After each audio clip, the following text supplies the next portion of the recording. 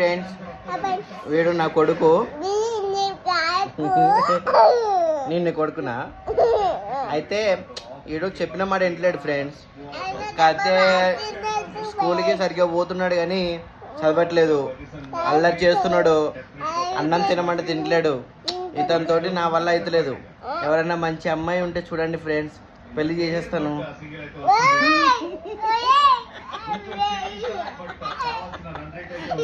పెళ్లి చేసేస్తాను ఫ్రెండ్స్. పెళ్లి